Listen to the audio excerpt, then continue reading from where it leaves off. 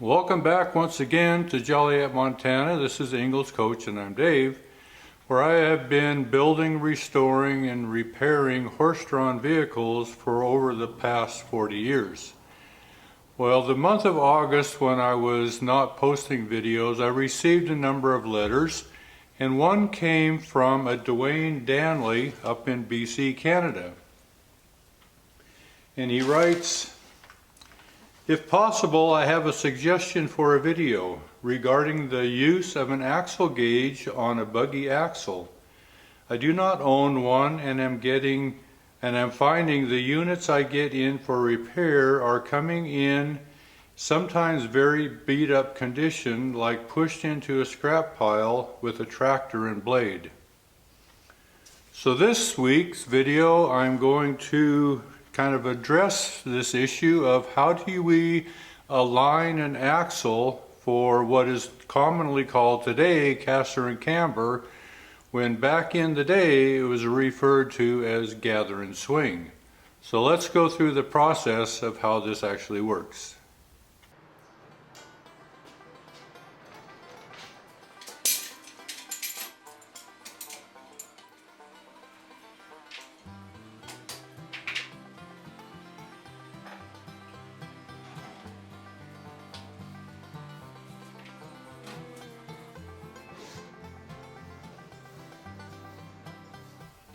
Well, I had a little buggy show up here a number of years ago, and in the meantime my daughter showed up, Janelle, from Texas, and she helped tear this little buggy apart, get the axles out from underneath it. And since she is a certified welder, she also helped me weld these roller bearing spindles back on the axles.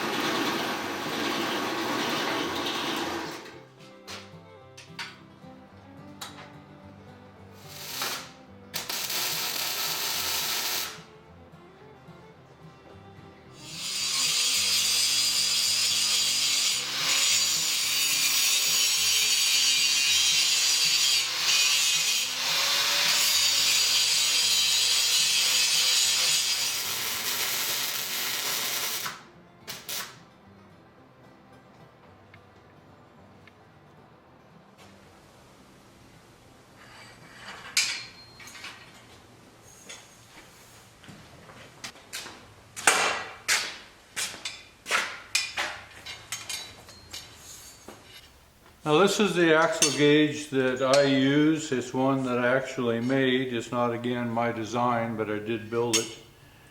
And this is something that's fairly simple to build. I know, Dwayne, you said you didn't have one, but if you're going to do a number of these, it really is advantageous to make one.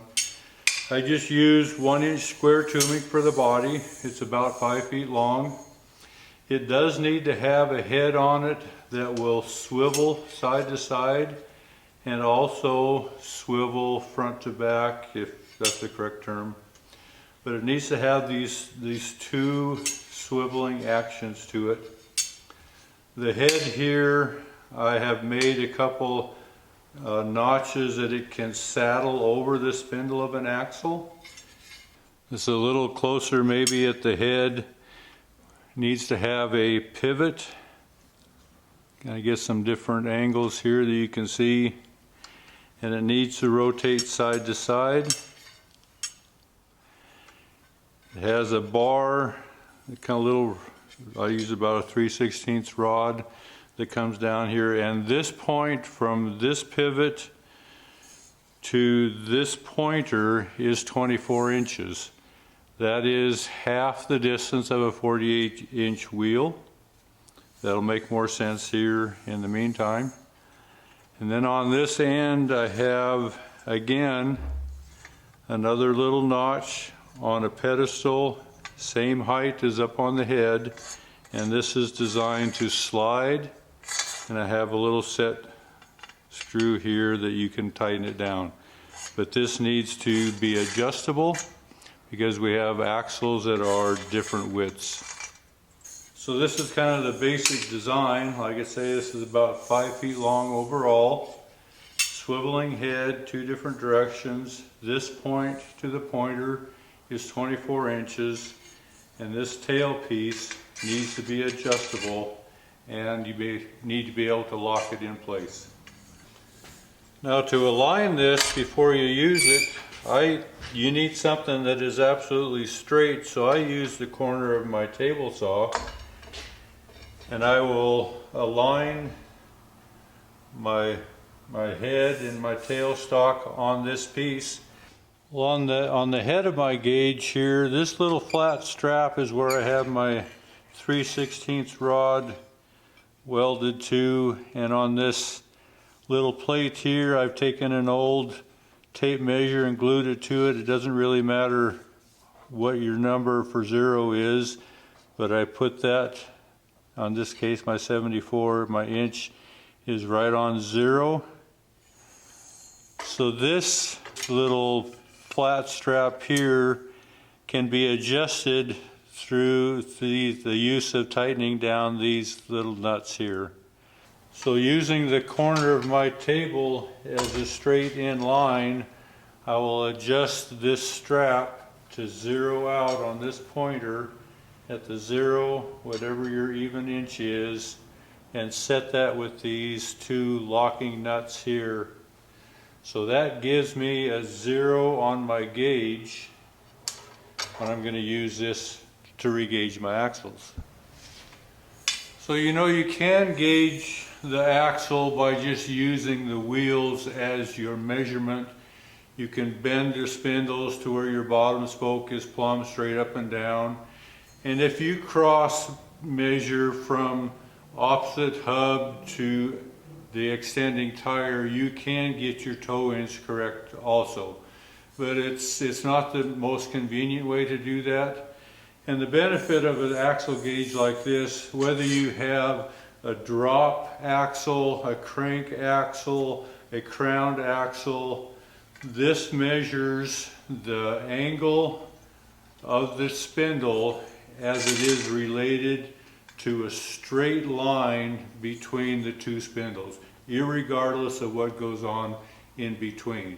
So the style of axle doesn't really matter when you use a gauge like this, and you make them correct in their spindle angles, both in the swing and in the gather, as they are in relation to each spindle.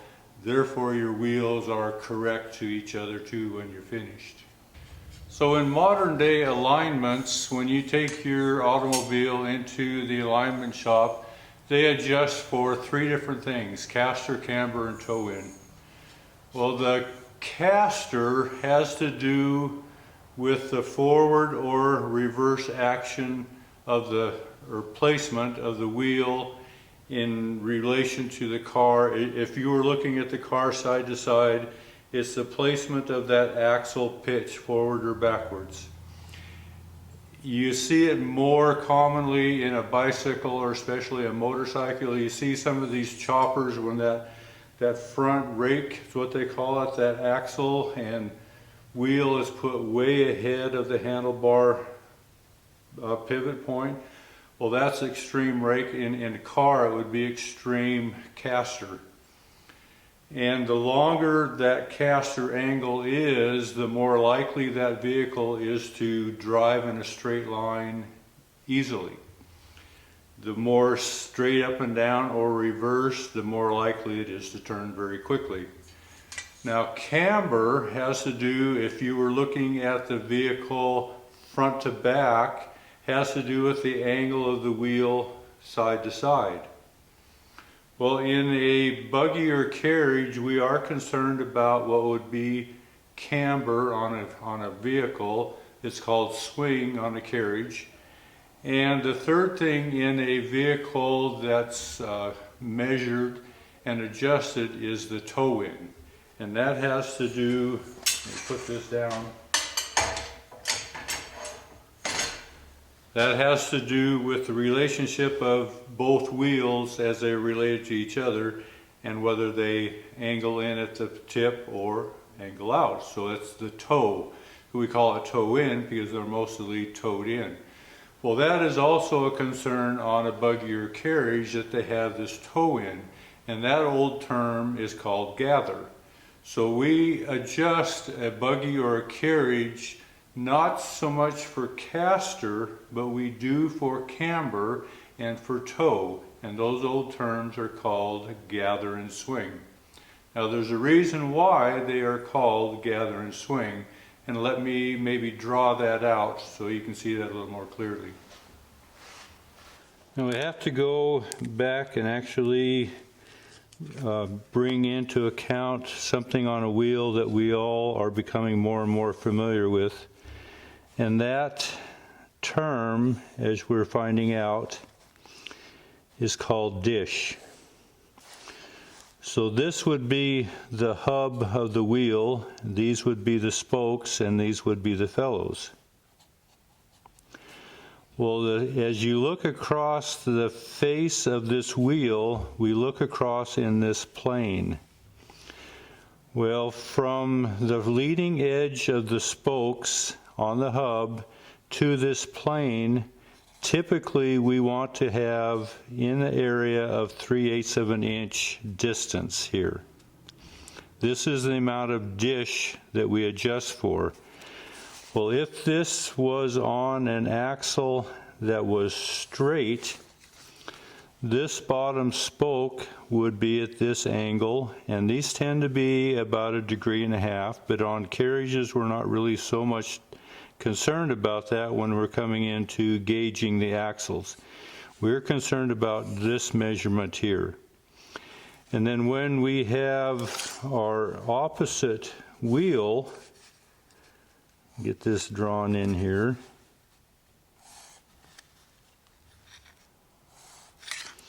So if these wheels were parallel with each other, and if this were the front of the carriage, if we had equal distance between this point and this point, we would have no toe in.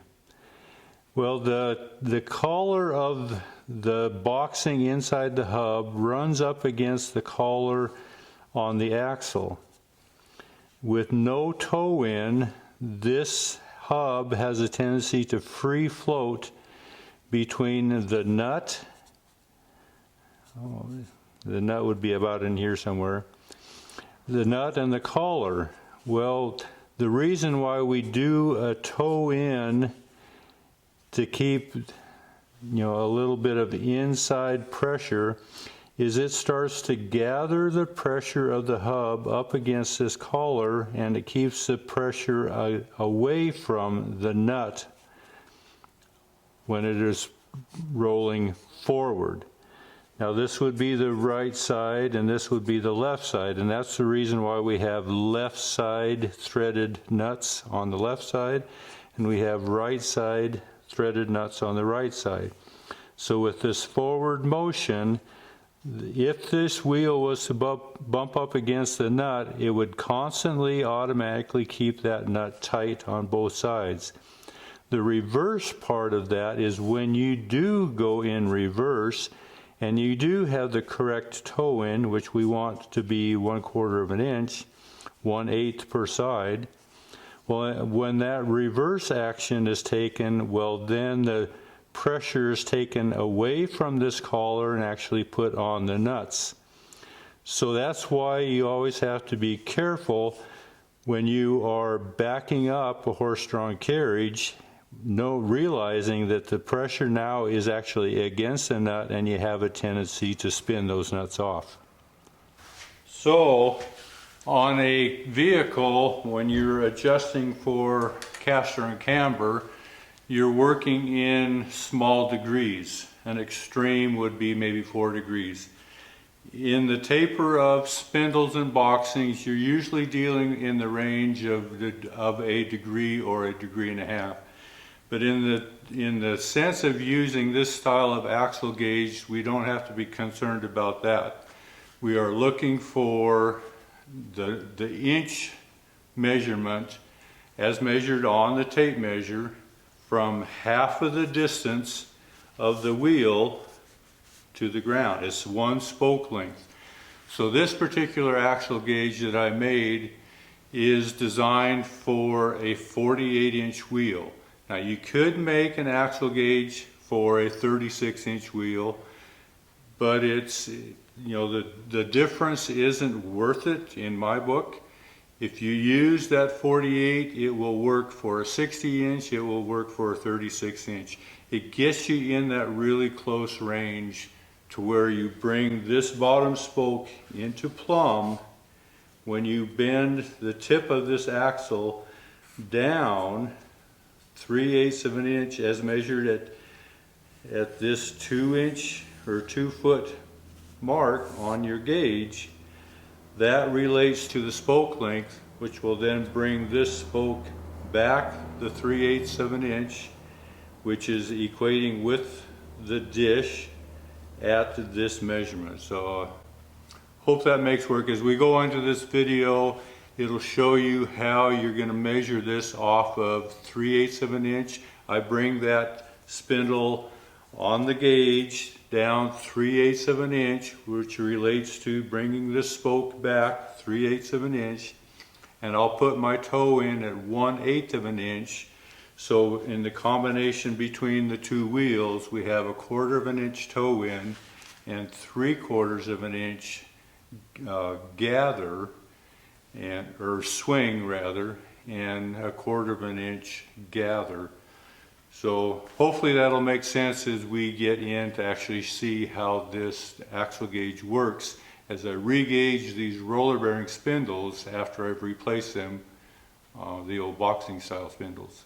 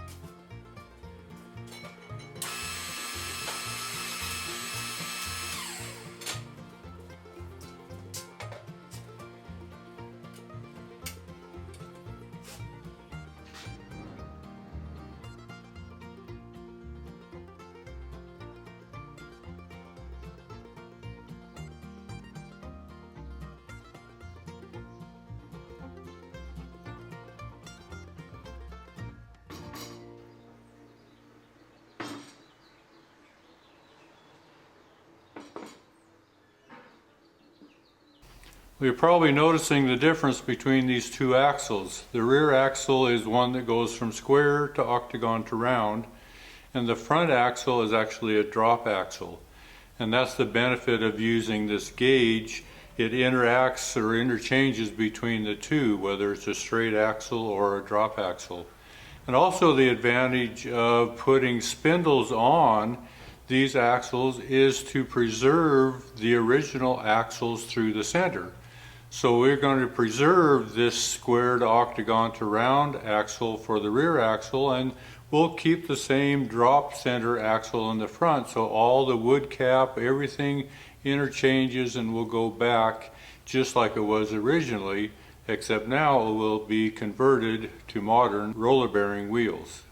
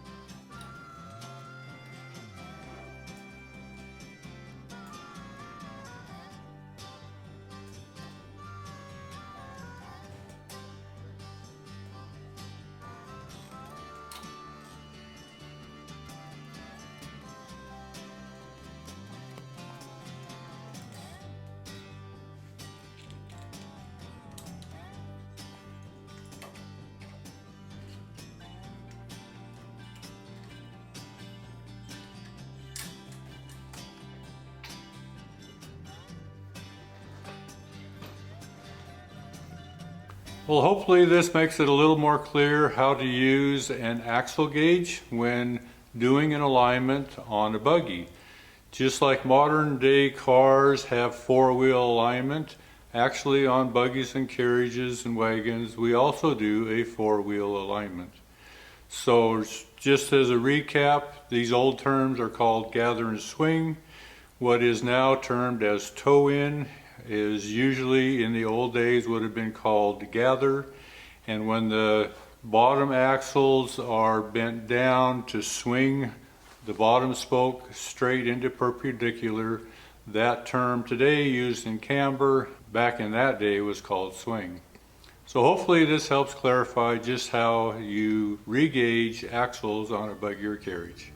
Once again, thanks for watching.